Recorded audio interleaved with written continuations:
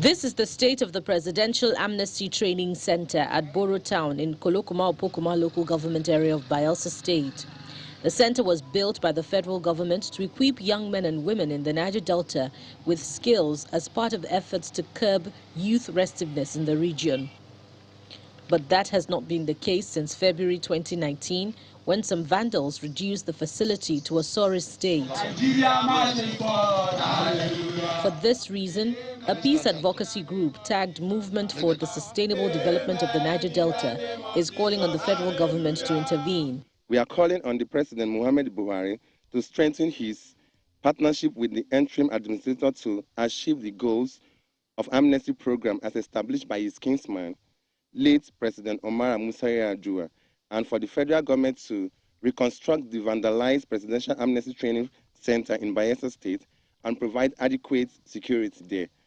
We call on the Bayelsa State Commissioner of Police and the Chairman of the Economic and Financial Crime Commission, EFCC, to reopen investigation into the vandalization and looting of the 60 billion Amnesty Training Complex. Others lent their voices to the call.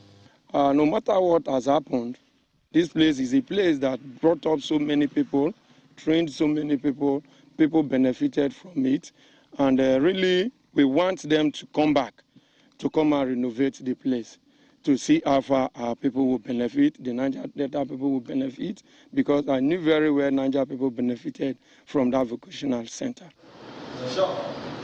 For the chairman of Traditional Rulers Council in the state, rebuilding the center needs to be prioritized, especially at a time when insecurity is on the rise.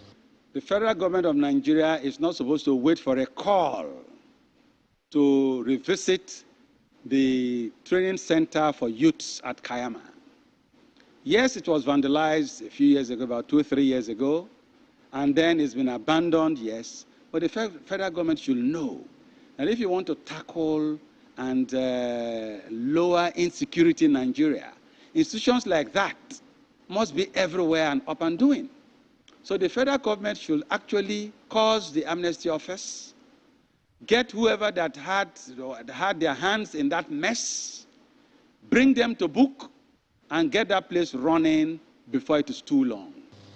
The people are calling on the federal government to revive the abandoned center, as many beneficiaries of the Amnesty program are now left untrained. They are also calling for a probe of the circumstances surrounding the destruction and looting of the center, and for the arrest of perpetrators to serve as a deterrent to others.